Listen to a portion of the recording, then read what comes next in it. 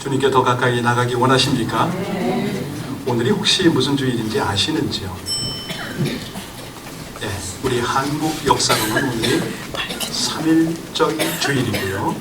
전 세계 교회사로는 오늘이 사순절의 시작입니다. 전염병이 창궐하는 이때에 우리가 지금 많은 역동적 상황 속에서 지금 나와서 예배를 드리지 않습니까? 여러분들은 지금 이 시기, 이 시도를 보면서 하나님 앞에서 무엇을 느끼시는지요? 지금 코로나가 대략 한 70개국에서 발생을 한 것 같아요. 정확하게는 66개국입니다. 어마어마합니다. 중국은 약 8만 명이 발병을 했고 사망자 수가 한 3천여 명? 이태리에서 한 20몇 명이 29명 죽었다고 그러죠. 한국이 22명, 이란이 54명이라고 합니다. 사망자 수가 엄청난 거예요. 지금 북한 같은 경우에는 대외적으로 드러내질 않기 때문에 어떤 상황인지 정확하게 알 수가 없습니다. 특히 공산국가는 통계, 겉으로 표면적으로 나타난 통계 숫자를 믿을 수가 없습니다. 자, 우리 미국은 어떤가? 여러분, 미국 안에도 벌써 발병자 수가 거의 9명, 10명 됐다고 그러죠? 캘리포니아에도 나오고요. 첫 번째 사망자가 서부에 있는 워싱턴주에서 나타났습니다. 그리고 그 사람 죽은 거리가 한 2, 3마일 떨어진 거리에 있는 양로병원에 이게 전염이 돼가지고 노인들이 많이 감염 중입니다. 심각한데요. 사실 이런 것들은 어떻게 인력으로 어찌할 수 있는 상황이 아니죠. 형제라도 소용이 없습니다. 가령 중국과 국경을 접하고 있는 가장 가까운 나라 러시아 국경 차단하잖아요. 혈맹이라고 하는 북한 국경 막아버립니다. 뭐 죽게 생겼는데 어찌할 겁니까? 이런 상황에서 우리 조국의 상황을 보면 참 암울합니다. 어떻게 하면 좋을까?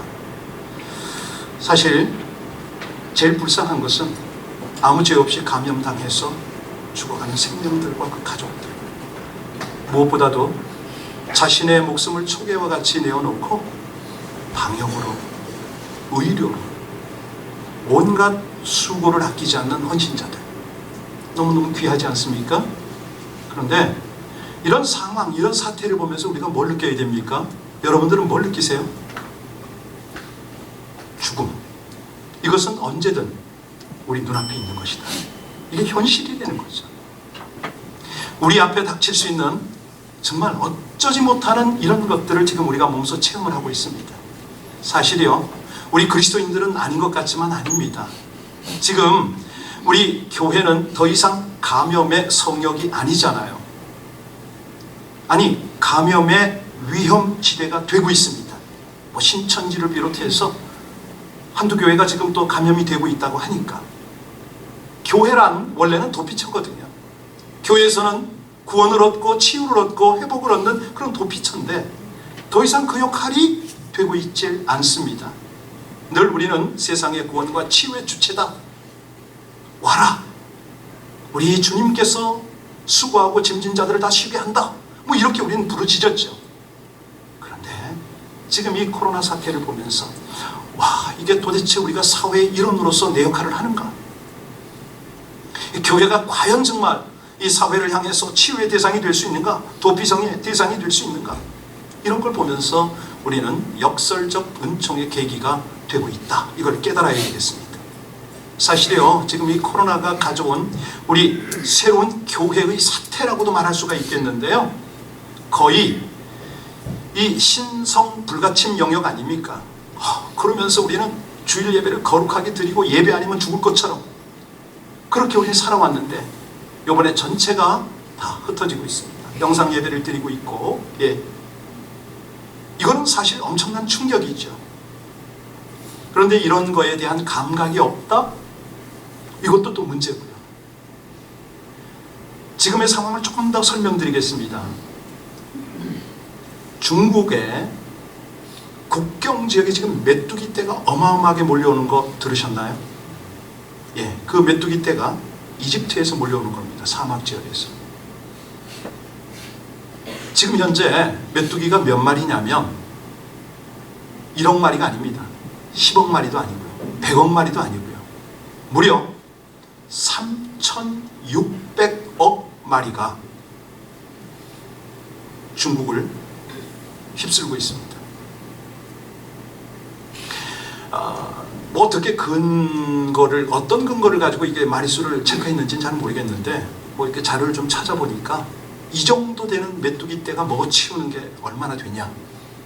우리 인구가 몇십만이 먹을 수 있는 그런 식량을 하루에다 먹어치우는 거예요, 얘네들이. 중국이 다급하니까. 제가 듣기로는 오리가 메뚜기를 먹나 보죠. 오리를 수십만 마리를 막 투입을 하고 난리가 났어요, 지금.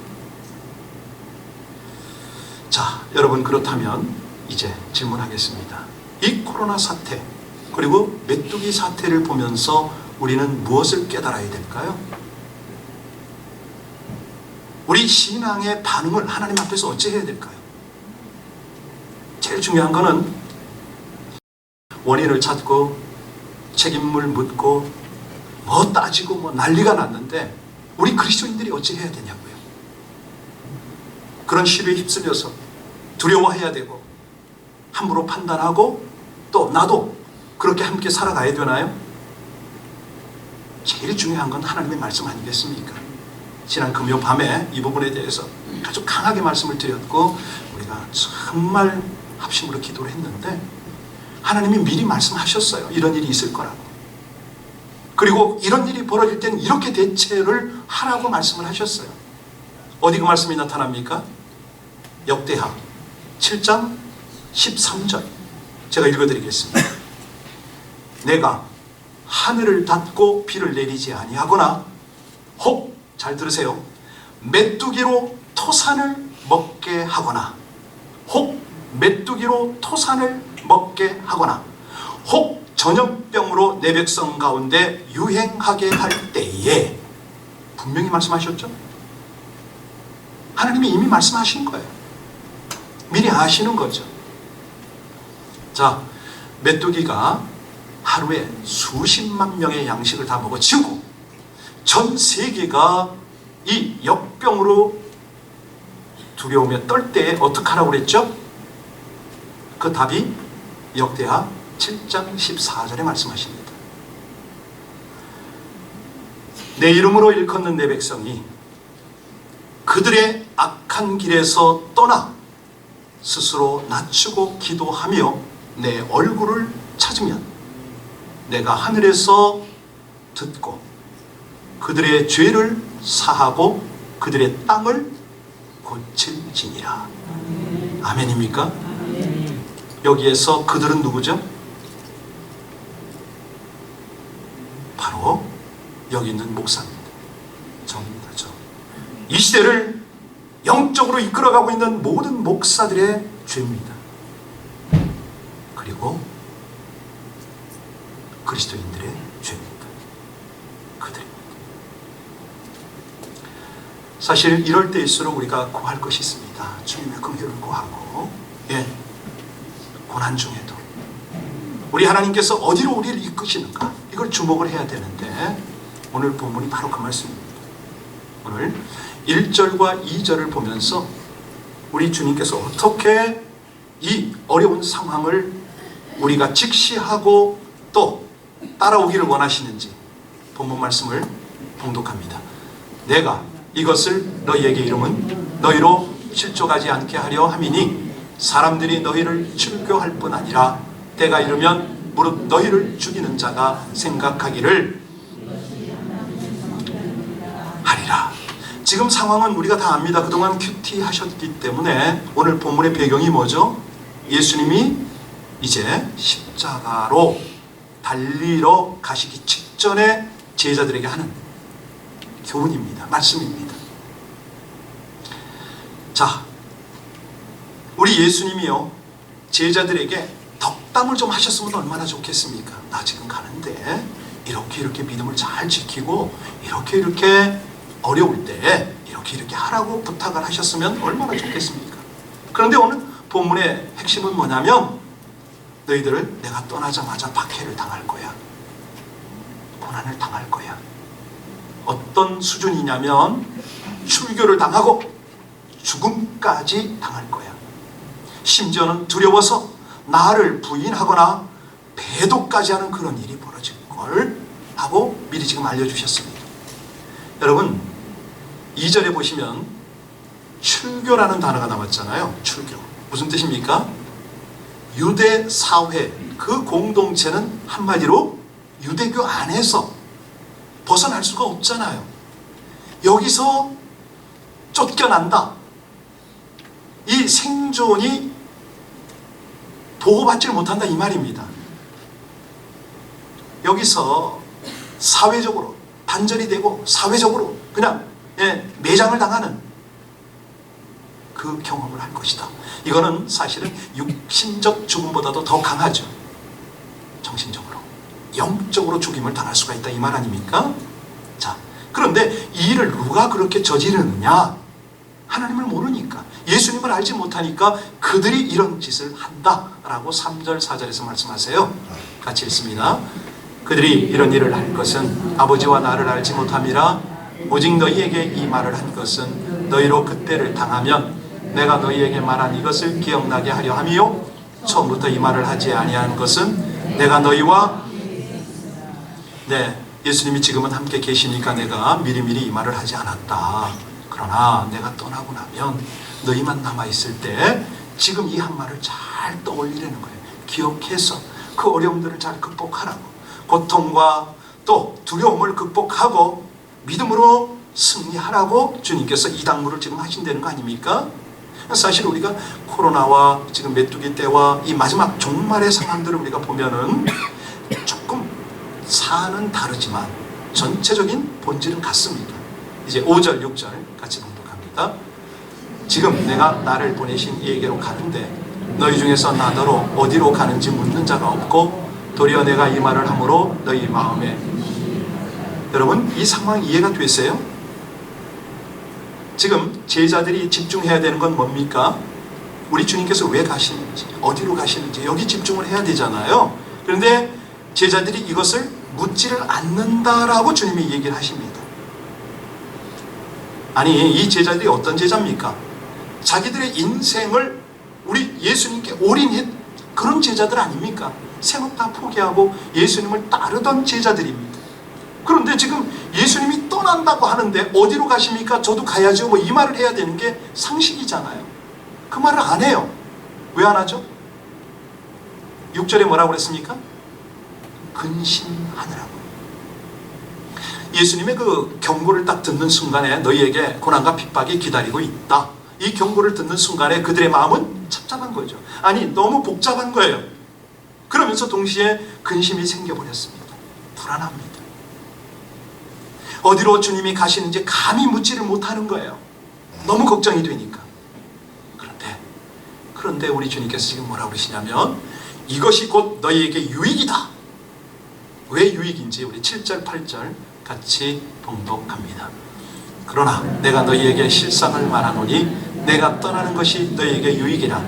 내가 떠나가지 아니하면 보혜사가 너희에게로 오시지 아니할 것이요 가면 내가 그를 너희에게로 보내리니 그가 와서 죄에 대하여 의에 대하여 심판에 대하여 세상을 책망하시리라. 여러분 예수님이 왜 떠나야 유익이라고요? 떠나는 게 왜 유익이라고요? 보혜사 성령이 오시니까. 질문하겠습니다. 솔직하게 정직하게 대답 좀 해주십시오. 자, 성령이 우리에게 오면 여러분은 뭔 먼저 구하실 겁니까? 자, 성령께서 솔로몬에게서 우리 주님이 다가오셔서 솔로몬아 내가 너에게 무엇을 줄고 했을 때 솔로몬이 뭐라고 그랬어요? 여러분은 뭘 구하시겠습니까? 지혜? 아니면 은사? 부? 명예? 형통? 다 구할 수 있겠죠. 성령께서 제한이 없으시니까 놀라운 역사를 하시는 성령께서 우리 가운데 오신답니다. 예수님이 떠나야 오신대요. 왜? 예수님은 육신을 갖고 계시잖아요. 제한적 활동을 하실 수밖에 없어요. 그런데 성령은요 무소부재 아닙니까? 어디에나 계시고 영원히 계시고 변함없이 운행하시니까 그분이 오셔야 된다는 거예요.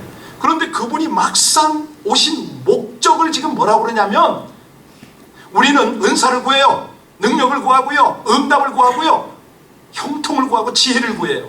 그런데 8절을 잘 읽으시기 바랍니다. 같이 읽습니다. 시작. 그가 와서 심판에 대하여 세상을, 성령이 왜 오신다고요? 책망하러 오신답니다. 뭘 책망하러요? 예, 이겁니다. 바로 이겁니다. 오늘 본문의 핵심입니다. 아, 그렇구나. 예수님이 가셔서 고난받고 박해받는 이 제자들을 위하여 성령을 보내시는데, 성령이 오시는 목적이 뭐라고요? 책망하러. 여러분, 이건 굉장한 메시지 아닌가요? 우리의 기대 다 뛰어넘습니다. 세상은 사실은요, 굉장한 축복을 이야기합니다. 사실 우리 신앙생활도 똑같아요. 은혜를, 축복을, 사랑을, 여기에 관심을 쏟잖아요. 세상 사람들 늘 말하는 게 뭡니까? 적절하게 투자하고 지혜롭게 살면 성공과 형통이 있다. 요즘처럼 과학과 기술의 발달로 우리는 100세 시대를 향해서 간다. 그리고 건강, 장수, 축복 이런 걸 계속 말합니다. 그런데 오늘 본문이 지금 뭘 말씀하시냐면 죄, 의, 심판, 이거를 강조하시네요. 완전히 역설도 이런 말씀이 없는 거죠. 도대체 이게 무슨 축복인가? 사실 이 메시지는 성경 전체를 관통하는, 성령이 오시면 먼저 죄와 의와 심판을 책망하시리라. 성령님의 본질적 사역의 핵심이 바로 죄와 의와 심판을 가리키는 것이다. 이 성경 전체가 이걸 가리키는 거거든요. 그런데 우린 이건 별로 이렇게 관심이 없어요. 흥미롭진 않아요. 네. 성경을 요약하면 죄인인 인간이 거룩하신 하나님 앞에 어떻게 의로워질 수 있는가, 이거거든요. 이거예요. 왜? 하나님 앞에 의로움을 얻을 수가 없으면 영원한 심판을 받아야 되니까. 이게 신앙생활의 본질이잖아요. 하나님의 구원의 핵심이죠. 그런데 우리는 그거에 대해서는 별 관심이 없습니다. 빨리 회복이 됐으면 좋겠어요. 육신적 치료도 받고 물질도 풍성, 모든 인맥도 형통, 이런 걸 원하는 거죠. 그래서 우리들은 의와 죄와 심판이 나와 관계가 없는 걸로 생각을 많이 합니다. 세상 사람들이 대부분 그래요. 물론 제 세상이요, 경찰이 있고 법원이 있어요. 그래서 죄를 다루죠. 그런데 그들이 다루는 건 뭐냐면 죄를 짓지 말아라, 이거거든요. 핵심이 그거예요. 죄의 결과에 대해서도 너희는 그만큼 대가 치러, 이거 정도예요. 그런데 세상 법원이나 경찰이나 이런 모든 기관들이, 사람들이 가르치지 못하는 것이 있으니 죄를 이길 능력을 못 가르칩니다. 이건 못해요. 네. 더더군다나 영원한 심판에 대해서는 그들은 알지도 못해요. 왜? 영생을 모르니까, 천국과 지옥을 모르니까 그런 걸 못 가르치는 거죠. 또다시 질문하겠습니다. 여러분, 바리새인과 서기관들과 이 유대인들이 예수님을 십자가에 못 박았잖아요. 그 못 박은 이유가 뭐죠? 이거 우리 놓치면 안 되는데요. 예수님이 오셔서 진리를 가르쳤어요. 그것 때문에 못 박았나요? 예수님이 오셔서 가난한 자를 도왔다고요. 그것 때문에요? 예수님이 오셔서 병자를 치유하셨잖아요. 심지어는 죽은 자까지 살리셨습니다. 그런데 그것 때문에 예수를 죽였을까요? 아닙니다. 바리새인과 서기관들과 이 유대인 종교 지도자들이 예수님을 죽인 직접적 이유가 뭐냐면 죄를 지적했기 때문에 그렇습니다. 의에 대해서 정확하게, 영원한 심판에 대해서 너무 예리하게 말씀하였더니 그들이 가슴에 찔림을 받고 이것을 오히려 도구로 만들어버린 거죠. 회개할 생각은 않고. 여러분, 이게 2000년 전에만 그랬을까요? 아닙니다. 이 시대도 똑같습니다. 예배에 와서 말씀을 통해서 축복을 전하고 사랑을 이야기하면 여러분들은 아멘 아멘 잘하세요. 거부하지 않습니다. 그러나 그러나 죄에 대해서, 의에 대해서, 영원한 심판에 대해서 말하면 굳어지십니다. 여러분은 죄인입니다 라고 했을 때 이것이 내 가슴에 와 닿아야 되거든요. 오직 예수를 믿음으로 의롭게 됩니다. 하나님 앞에 설 수 있습니다. 의롭지 못할 때는 영원한 심판이 기다립니다. 이 말은 듣기 싫어합니다. 그러나 성경은 정확하게 이걸 말씀하는 거예요. 다시 한번 질문하겠습니다. 여러분, 세상에 이렇게 살 때 믿지 않는 사람들과의 관계가 불편하십니까? 아니면 그냥 그럭저럭 괜찮으십니까? 편하십니까? 불편합니까? 분명히 여러분은 예수 믿는 사람 맞습니다. 아멘입니다. 죄를 말하지 않고 회개를 말하지 않으면 세상 사람하고 편하게 지낼 수 있어요. 아무 문제 없습니다. 그런데 죄를 말하고 회개를 말하는 건 정말 부담스럽거든요. 아니, 이거는 나부터 불편해요. 나부터. 여러분, 그러면 우리가 이 죄가 관영하고 병이 관영하고 이 놀라운 저주가 이렇게 강한 이 상황 속에서도 우리가 멀쩡하게 살아가는 이유가 뭘까요? 그것은 한마디로 죄를 직시하지 않기 때문입니다. 빌리 그레이엄 목사님이 그런 말을 했어요. 정신병원에 여러 환자가 있는데 그들 중에 하나님이 죄를 용서하셨다 이 말을 전하고 그들이 받아들였다면 최소한 60% 이상은 바로 치료가 될 것입니다 라고 이렇게 말한 적이 있어요. 심한 죄책감에 시달리는 사람이 자살하는 경우도 많잖아요. 사실 죄의 문제는 무섭죠. 그래서요, 저는 우리 손녀들을 보면서 제가 그걸 느껴요. 얘들이 4살, 5살이거든요. 자기들이 잘못한 걸 감추려고 그럽니다. 할아버지 앞에 싹 미소를 지으면서 아주 교묘하게 그걸 덮으려고 그래요. 이게 그 아이들에게서 왔나요? 선악과를 따먹은 아담과 이브에게서 왔잖아요. 예. 그들이 죄짓고 처음 한 일이 뭡니까? 하나님을 피해서 숨는 거였어요. 죄를 핑계하고, 아니, 죄를 인정하지 않죠. 핑계하죠. 요 사이에 이 전염병이 창궐할 때에 너나 할 것 없이 자신의 죄를 돌아보십시오. 교회의 악행을 보십시오. 모든 목회자와 사역자들의 이 처참한 실상을 보십시오 라고 진단했을 때에 이 말을 실감나게 받아들이고 가슴을 치고 회개할 사람이 얼마나 될 것 같습니까? 너무너무 안타까운 거예요. 여러분, 상황이 어찌 됐든지 죄는 죄입니다. 정말 배가 고파서 빵을 훔쳐 먹었어요. 죄입니까? 아닙니까? 네. 상대방이 너무 악랄하게 나를 이용했기 때문에 정말 내가 미워할 수밖에 없어요. 죄입니까? 아닙니까? 죄예요. 남녀간에 눈이 맞았다, 사랑스럽다라는 이유 때문에 음행을 행했어요. 정상적 부부가 아닌데 죄입니까? 아닙니까? 세상이 간통죄를 폐기하잖아요. 그죠? 그래도 성경은 그것을 간음이라고 합니다. 이제 문제는 뭐냐면 죄를 알아도 죄를 인정하지 않으면, 회개가 없으면 이게 문제가 되잖아요. 그죠? 왜 그렇게 돼버리느냐? 이 시대가요, 정말 안타까운 것이 뭐냐면 뭐가 올바른지 하나님의 가르침을 받으려고 안 한다는 거예요. 딱 상황이 나타나면 바로 하나님의 말씀 앞으로 나가야 되는데, 아니 무엇보다도 성령의 조명하심을 받아야 되는데, 우리는 뭐에 관심이 있냐면 어떻게 하면 나는 병에 안 걸리나, 어떻게 하면 난 이걸 피하나, 어떻게 하면 나는 살아남아서 성공할 것인가, 여기 관심이 있어요. 성경에서 하나님이 말씀하시는 건 뭐냐면 성공보다 중요한 것을 뭐라고 그러죠? 과정이라고 말씀하십니다. 네. 내가 어두운 밤에 성경을 읽어야 되니까 초를 훔쳤다. 우리 하나님이 그것을 기뻐하실 수가 없는 거죠. 9절 한번 보시겠습니다. 오늘 본문 9절 읽습니다. 죄에 대하여라 함은 그들이 나를, 여러분, 사람들은요 예수님을 믿을 뿐이지, 아니 믿지 않지요. 예수를 믿지 않는 이거를 죄라고 생각을 안 합니다. 왜? 나는 떳떳하다 이거예요. 부끄럽지 않게 살았다는 거예요.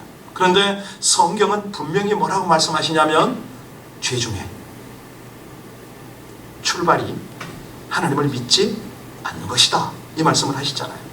여러분, 왜 예수를 믿지 않을까요? 예수님을 만나보지 않아서? 예수가 계시다는 것이 증거가 없어서? 아니잖아요. 얼마나 많은 가르침을 받았습니까? 얼마나 많은 사람이 치유를 받습니까? 귀신이 떠나가고 구원을 받고 중독자와 살인범이 변화가 되고, 심지어는 죽은 자도 살리는 그런 증거가 부족한 것이 없습니다. 여러분, 그럼에도 예수를 믿지 않는 이유가 뭐라고요? 예수를 왜 싫어한다고요? 죄 때문이거든요. 죄 때문입니다. 기록된 바 의인은 없나니 하나도 없다 라고 말씀하셨습니다. 무슨 얘기냐면, 죄는 본질이 자기를 돌아봐야 되거든요. 그러니까 자신의 죄의 본질을 들여다보지 못하면 죄를 느끼지 못한다는 겁니다. 하나님을 인정하고 싶지가 않아요. 그래서 죄의 본질로 딱 들어가면 그 핵심이 뭐냐면 하나님을 믿지 않는 거.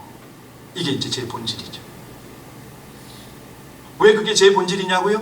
하나님을 믿지 않는 것보다 더 악한 것이 뭐냐면 내 지식, 내 경험을 믿기 때문에 그렇습니다.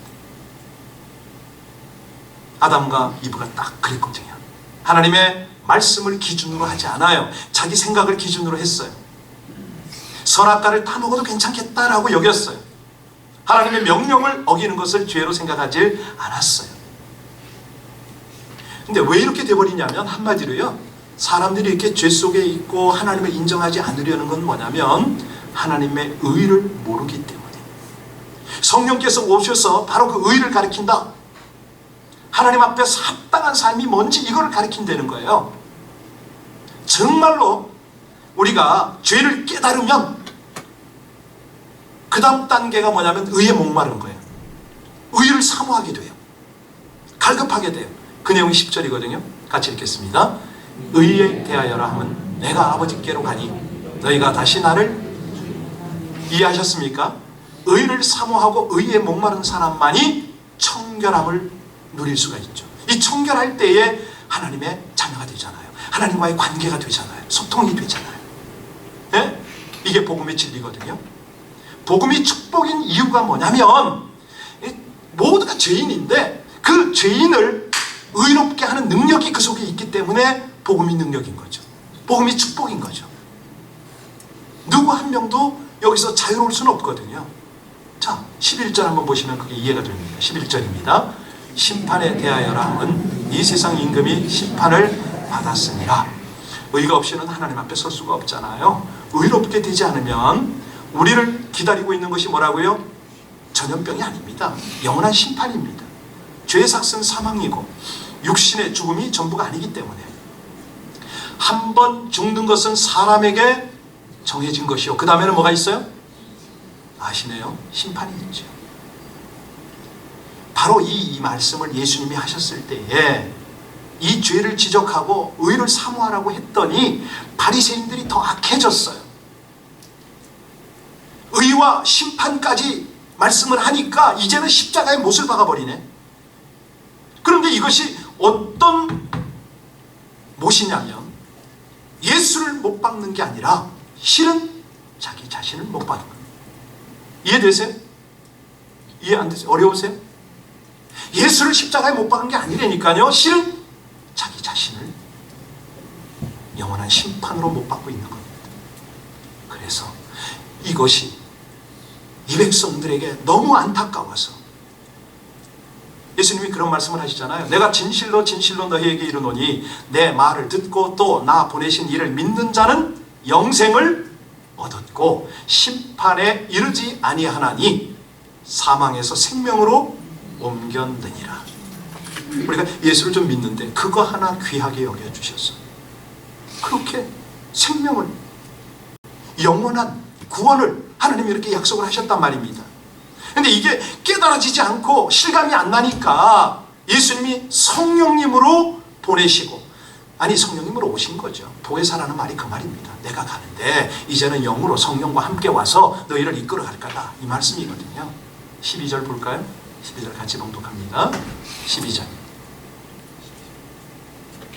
넘기세요. 시작. 내가 아직도 너에게 이를 것이 많으나 지금은 너희가 13절까지요. 그러나 진리의 성령이 오시면 그가 너희를 모든 진리 가운데로 인도하시리니 그가 스스로 말하지 않고 오직 들은 것을 말하며 장래일을 너희에게 아멘이죠. 이제 서서히 풀립니다. 그런데 문제는 뭐냐면 이 성령이 실감이 안 나. 말씀은 아멘인데 내 안에 확 와 닿질 않네요. 왜 그렇습니까? 이거는요, 성령께서 나에게 임재와 동행이 느껴지지 않을 때, 그때는 왜 그러냐면 죄에 대한 감각이 없어져서 그렇습니다. 하나님은 분명히 말씀하세요. 시기 질투 탐욕 버리고 용서하라 이렇게 말씀하시잖아요. 이게 이제 철저한 회개로 가능한데, 예를 들자면 그런 겁니다. 우리가 동맥경화 왜 일어납니까? 혈관 속에 찢기가 많으면 그러잖아요. 성령께서 우리 안에서 마음껏 운행하셔야겠는데 성령께서 왜 운행이 안 됩니까? 우리 안에 죄가 가득하니까. 성령이 우리를 주장 못하는 거예요. 성령께서 우리를 주장하셔야 치유가 일어나죠. 회복이 일어나죠. 불통이 형통이 되죠. 그런데 그게 안 돼. 그래서 우리 주님 말씀하십니다. 성도와 교회는 죄와 의와 심판을 말할 때 통회하라. 이스라엘 집들아, 가슴을 찢고 회개하라. 그러면 내가 회복이 되리라.